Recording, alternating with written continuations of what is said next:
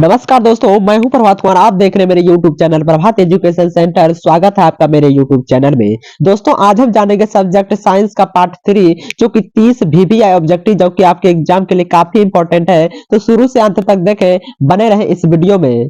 चलते हैं आज के पहला क्वेश्चन की ओर चलेंगे। हमारे सामने क्वेश्चन दिया गया है, देखते हैं क्या है। दिया गया है कि थोरॉक्सिन का स्रावन कहाँ होता है। तो थायरॉक्सिन का स्रावन कहाँ होता है? थायराइड में या यकृत में या वृत्त या वृषण। जो कि आपका ऑप्शन नंबर ए सही हो जाएगा, थायराइड। यानी हमारे सामने क्वेश्चन था कि थायराइड थायरॉक्सिन का स्रावन कहाँ होता है, कि थायराइड होता है। जो कि आपका ऑप्शन नंबर ए सही हो जाएगा। एंड नेक्स्ट क्वेश्चन आपके सामने दिया गया है कि मानव में डायलिसिस थैली है। मानव में डायलिसिस थैली है नेफ्रॉन या न्यूरॉन या माइटोकॉन्ड्रिया या इनमें से कोई नहीं। जो कि आपका ऑप्शन नंबर ए सही हो जाएगा, नेफ्रॉन। चलते नेक्स्ट क्वेश्चन की ओर। एंड नेक्स्ट क्वेश्चन आपके सामने दिया गया है कि भोजन का पचना किस प्रकार की अभिक्रिया है। भोजन का पचना किस प्रकार की अभिक्रिया है? उपचयन या संयोजन या अपचयन या विस्थापन। जो कि आपका ऑप्शन नंबर ए सही हो जाएगा, उपचयन। यानी कि भोजन का पचना किस प्रकार की अभिक्रिया है? उपचयन हो जाएगा। जो कि आपका ऑप्शन नंबर ए सही हो जाएगा। चलते नेक्स्ट क्वेश्चन की ओर। नेक्स्ट क्वेश्चन आपके सामने दिया गया है कि कौन सा पादप नियंत्रण फल बेचने वालों द्वारा उपयोग किया जाता है। तो कौन सा पादप नियंत्रण फल बेचने वालों द्वारा उपयोग किया जाता है? एब्सिसिक अम्ल या जिब्रेलिन या इथाइलिन या ऑक्सिल। जो कि आपका ऑप्शन नंबर सी सही हो जाएगा, थाइलिन। यानी कि हमारे सामने क्वेश्चन था कि कौन सा पादप नियंत्रण फल बेचने वालों द्वारा उपयोग किया जाता है। तो उपयोग किया जाता है थाइलिन। जो कि आपका ऑप्शन नंबर सी बिल्कुल करेक्ट हो जाएगा। चलते नेक्स्ट क्वेश्चन की ओर। नेक्स्ट क्वेश्चन आपके सामने दिया गया है कि वह संरचना जो उद्दीपन का पहचान कराती है कहलाती है। तो वह संरचना जो उद्दीपन का पहचान कराती है क्या कहलाती है? ग्राही या प्रभावक या उत्तरदायित्व या बेचैनी। जो कि आपका ऑप्शन नंबर ए सही हो जाएगा, ग्राही। यानी कि वह संरचना जो उद्दीपन की पहचान कराती है वो ग्राही हो जाएगा। ऑप्शन नंबर ए सही हो जाएगा। चलते नेक्स्ट क्वेश्चन की ओर। नेक्स्ट क्वेश्चन आपके सामने दिया गया है कि मोटर कार के हेडलाइट में किसका प्रयोग होता है। मोटर कार के हेडलाइट की बात हो रही है तो किसका उपयोग करेंगे? समतल दर्पण या उत्तल दर्पण या अवतल दर्पण या उत्तल लेंस। हेडलाइट की बात हो रहा है। जो कि आपका ऑप्शन नंबर सी सही हो जाएगा, अवतल दर्पण। यानी मोटर कार के हेडलाइट में प्रयोग किया जाता है अवतल दर्पण। चलते हैं नेक्स्ट क्वेश्चन की ओर। नेक्स्ट क्वेश्चन आपके सामने दिया गया है कि प्रकाश की किरणों के समूह को कहते हैं। प्रकाश की किरणों के समूह को क्या कहते हैं? प्रकाश स्रोत या किरण पुंज या प्रदीप्त या प्रकीर्णन। जो कि आपका ऑप्शन नंबर बी सही हो जाएगा, किरण पुंज। तो प्रकाश जो क्वेश्चन था, प्रकाश की किरणों के समूह को क्या कहते हैं? किरण पुंज हो जाएगा। आपका ऑप्शन नंबर बी सही हो जाएगा। नेक्स्ट क्वेश्चन की ओर चलेंगे। नेक्स्ट क्वेश्चन आपके सामने दिया गया है कि उत्तल लेंस की क्षमता होती है। उत्तल लेंस की क्षमता क्या होती है? ऋणात्मक या धनात्मक या ए बी दोनों या ऋणात्मक या धनात्मक दोनों। जो कि आपका इनमें से कोई नहीं। तो उत्तल लेंस की क्षमता होती है धनात्मक। जो कि आपका ऑप्शन नंबर बी सही हो जाएगा। तो उत्तल लेंस की क्षमता होती है धनात्मक। जो कि आपका ऑप्शन नंबर बी सही हो जाएगा। चलते हैं नेक्स्ट क्वेश्चन की ओर। नेक्स्ट क्वेश्चन आपके सामने दिया गया है कि अवतल लेंस की क्षमता होती है, जस्ट उल्टा चलेंगे तो अवतल लेंस की क्षमता होती है ऋणात्मक। जो कि आपका ऑप्शन नंबर ए सही हो जाएगा। तो अवतल लेंस की क्षमता ऋणात्मक। चलते नेक्स्ट क्वेश्चन की ओर। नेक्स्ट क्वेश्चन आपके सामने दिया गया है कि उत्तल लेंस को कहते हैं, उत्तल लेंस को क्या कहते हैं? अभिसारी लेंस या द्वि उत्तल लेंस या अपसारी लेंस या इनमें से कोई नहीं। जो कि आपका ऑप्शन नंबर ए सही हो जाएगा, अभिसारी लेंस। तो उत्तल लेंस को क्या कहते हैं? अभिसारी लेंस। चलते नेक्स्ट क्वेश्चन की ओर।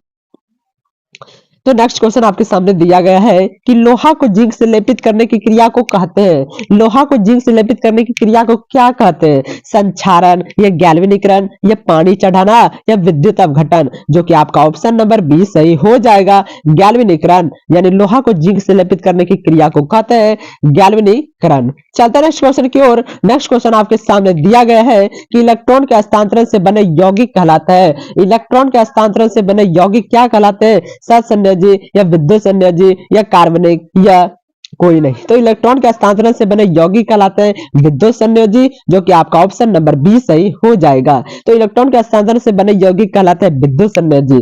चलते नेक्स्ट क्वेश्चन की ओर। नेक्स्ट क्वेश्चन आपके सामने दिया गया है कि ऊर्जा का सबसे अधिक प्रत्यक्ष एवं विशाल स्रोत क्या है। तो ऊर्जा का सबसे अधिक प्रत्यक्ष एवं विशाल स्रोत क्या है? कोयला या बिजली या सूर्य या परमाणु बम। जो कि आपका ऑप्शन नंबर बी सही हो जाएगा, सूर्य। तो सूर्य ऊर्जा का सबसे अधिक प्रत्यक्ष एवं विशाल स्रोत क्या है? सूर्य हो जाएगा। चलते हैं नेक्स्ट क्वेश्चन की ओर। हमारे सामने क्वेश्चन दिया गया है कि पवनों का देश कहा जाता है। पवनों का देश कहा जाता है भारत को, या फिनलैंड, या डेनमार्क, या अमेरिका। तो पवनों का देश कहा जाता है डेनमार्क, जो कि आपका ऑप्शन नंबर सी सही हो जाएगा। तो पवनों का देश डेनमार्क को कहा जाता है। चलते हैं नेक्स्ट क्वेश्चन की ओर। तो नेक्स्ट क्वेश्चन देखते हैं क्या है। नेक्स्ट क्वेश्चन आपके सामने दिया गया है कि पवन विद्युत जनित्र में पवन की चाल कम से कम कितनी होनी चाहिए? तो 15 किलोमीटर प्रति घंटा, या 150 किलोमीटर प्रति घंटा, या 1.5 किलोमीटर, या 1.5 किलोमीटर प्रति घंटा, या 1500 किलोमीटर प्रति घंटा। तो क्वेश्चन था कि पवन विद्युत यंत्र में पवन की चाल कम से कम कितनी होनी चाहिए? तो 15 किलोमीटर प्रति घंटा हो जाएगा, जो कि आपका ऑप्शन नंबर ए सही हो जाएगा। यानी कि पवन विद्युत यंत्र में पवन की चाल कम से कम होनी चाहिए 15 किलोमीटर प्रति घंटा। बिल्कुल करेक्ट हो जाएगा। चलते नेक्स्ट क्वेश्चन की ओर। नेक्स्ट क्वेश्चन आपके सामने दिया गया है कि जीवाश्म ईंधन का उदाहरण है कोयला, या लकड़ी, या गोबर गैस, या इनमें से सभी। तो जीवाश्म ईंधन का उदाहरण इनमें सभी हो जाएगा, जो कि आपका ऑप्शन नंबर डी सही हो जाएगा। जो कि आपका ऑप्शन नंबर डी सही हो जाएगा। जीवाश्म ईंधन का उदाहरण कोयला, लकड़ी, गोबर गैस से यह सभी हो जाएगा। नेक्स्ट क्वेश्चन आपके सामने दिया गया है कि कार्य करने की क्षमता को कहते हैं, कार्य करने की क्षमता को कहते हैं बल, या शक्ति, या ऊर्जा, या ईंधन। जो कि आपका ऑप्शन नंबर सी सही हो जाएगा, ऊर्जा।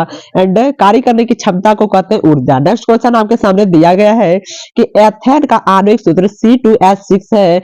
इनमें 6 सहसंयोजक आबंध है, या 7 सहसंयोजक आबंध है, जो 8 सहसंयोजक आबंध है, या 9 सहसंयोजक आबंध है। जो कि आपका ऑप्शन नंबर क्या दिया गया है? यहाँ C2H6 है, तो हो जाएगा 7, यानी कि 7 सहसंयोजक, जो कि आपका ऑप्शन नंबर बी सही हो जाएगा। चलते हैं नेक्स्ट क्वेश्चन की ओर। एंड सरलतम हाइड्रोकार्बन है मीथेन, या इथेन, या प्रोपेन, या ब्यूटेन। जो कि आपका ऑप्शन नंबर ए सही हो जाएगा, मीथेन। एंड सरलतम हाइड्रोकार्बन है मीथेन। नेक्स्ट क्वेश्चन आपके सामने दिया गया है कि कार्बन हाइड्रोजन के संयोग कर बनता है। कार्बन हाइड्रोजन से संयोग कर बनता है आयनिक यौगिक, या हाइड्रोकार्बन, या हैलोजन, या अम्लराज। जो कि आपका ऑप्शन नंबर बी सही हो जाएगा, हाइड्रोकार्बन। तो कार्बन हाइड्रोजन हाइड्रोजन से संयोग कर बनता है हाइड्रोकार्बन। नेक्स्ट क्वेश्चन आपके सामने दिया गया है कि वायुमंडल में CO2 गैस की उपस्थिति है। वायुमंडल में CO2 गैस की उपस्थिति है 0.1%, या 0.05%, या 0.03%, या 0.02%। जो कि आपका ऑप्शन नंबर सी सही हो जाएगा, 0.03%। यानी कि वायुमंडल में CO2 गैस की उपस्थिति हो जाएगा 0.03%। चलते नेक्स्ट क्वेश्चन की ओर।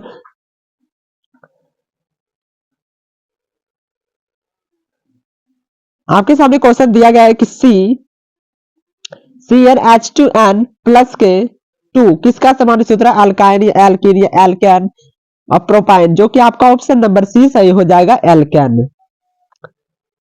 चलते नेक्स्ट क्वेश्चन की ओर। नीला तथा तूतिया का रासायनिक सूत्र क्या होता है? CuSO4 इंटू में 7H2O, या CuSO4 इंटू में 5H2O, या CuSO4 इंटू में 4H2O, या CuSO4 इंटू में 10H2O। जो कि आपका ऑप्शन नंबर बी सही हो जाएगा, CuSO4 इंटू में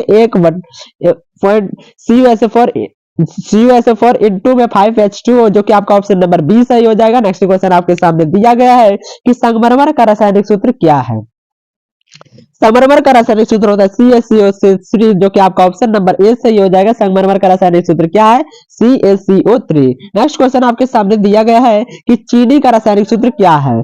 चीनी की रासायनिक सूत्र होता है C12H22O11। जो कि आपका ऑप्शन नंबर बी सही हो जाएगा। नेक्स्ट क्वेश्चन सामने क्वेश्चन था कि चीनी का रासायनिक सूत्र क्या है? C12H22O11। चलते हैं नेक्स्ट क्वेश्चन की ओर। तो किस दर्पण से वस्तु का बड़ा प्रतिबिंब बनता है?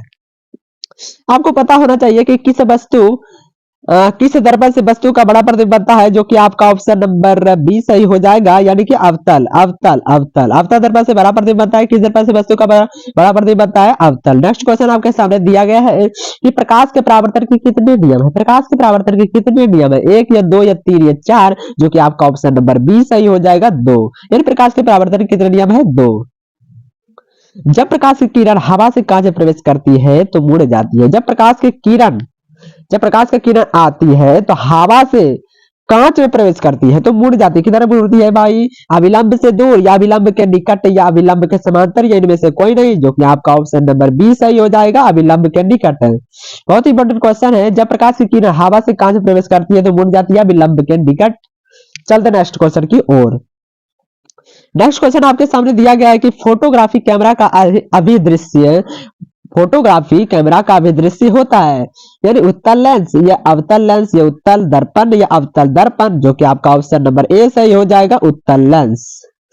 तो फोटोग्राफी कैमरा का अभिदृश्य होता है उत्तल लेंस। नेक्स्ट क्वेश्चन आपके सामने, यानी कि लास्ट क्वेश्चन की ओर चलेंगे। साइड मिरर के रूप में प्रयुक्त होता है, साइड मिरर के रूप में प्रयुक्त होता है, यानी कि जब हम गाड़ी या कोई वाहक चलाते हैं, यानी कि कोई ड्राइवर चलाता है तो साइड में मिरर जो लगा रहता है, कौन सा दर्पण लगा रहता है, अवतल दर्पण या उत्तल दर्पण या उत्तल लेंस या प्रिज्म। तो आपको पता होना चाहिए उत्तल दर्पण का प्रयोग किया जाता है, साइड मिरर के रूप में प्रयोग करते हैं, साइड मिरर के रूप में प्रयोग होता है उत्तल दर्पण। तो इसी के साथ आज का क्लास इंपॉर्टेंट क्लास समाप्त होता है दोस्तों। मिलते हैं अगले वीडियो में, तब तक के लिए बाय, जय Hind. Thanks for watching this video, please subscribe for next video. अगले वीडियो के लिए सब्सक्राइब करना बिल्कुल ना भूलिए। मिलते हैं कल।